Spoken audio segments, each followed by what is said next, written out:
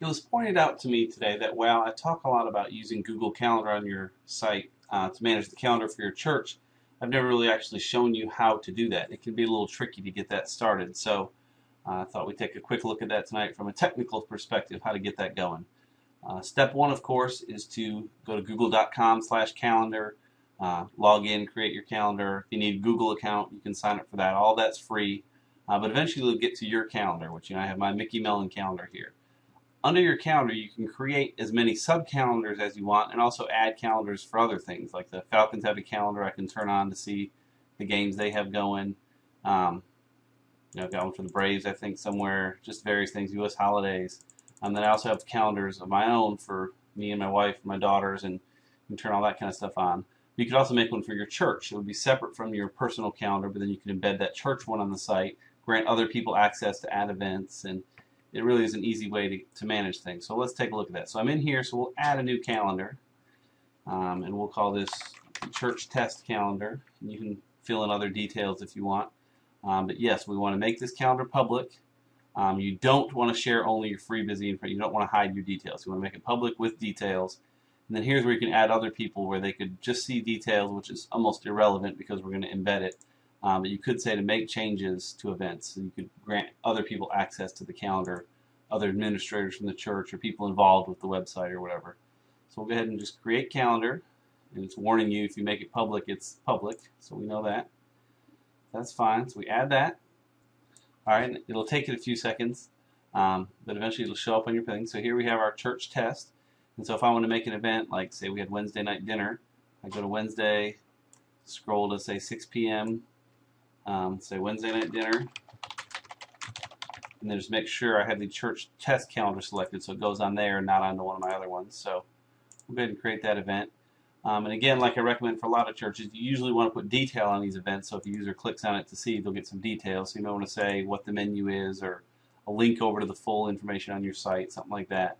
But you get the idea there. So anyhow, so now you can add your events, let other people add your events, but now you want to add it to your site. So I've built a little test page, mcmell.com/calendar test, where there's no calendar here. I want to embed the calendar on this page. So here's how that's done.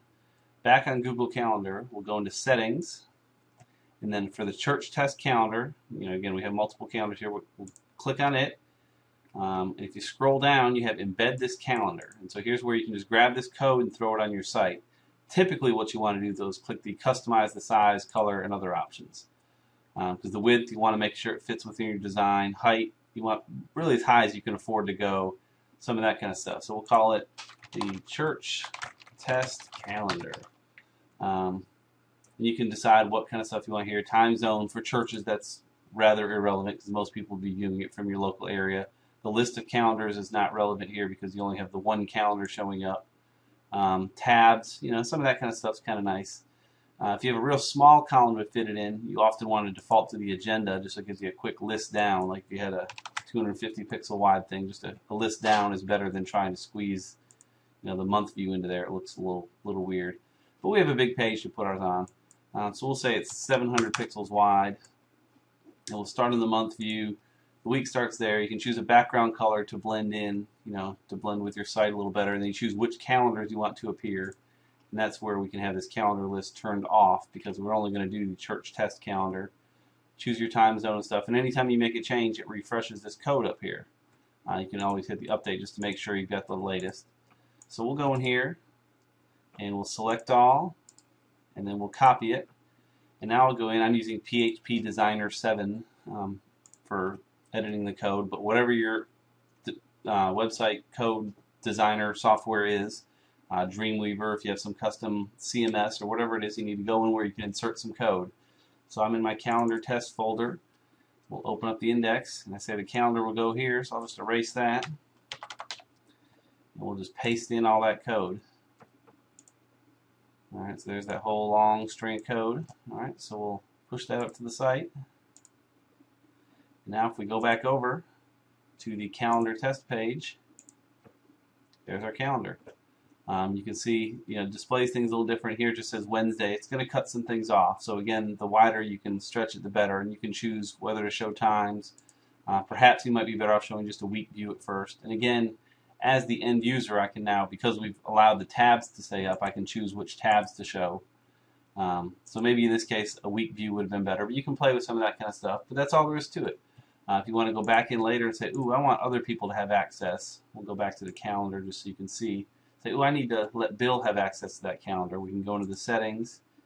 And next to church test here, it is shared, so let's edit the settings. We'll say, okay, cool. So we want Bill at billsmith.com, making up an address, to make changes to events, and poof, add person, and he'll get a little invitation. And when he does, it'll just show up in his list of calendars along with everything else.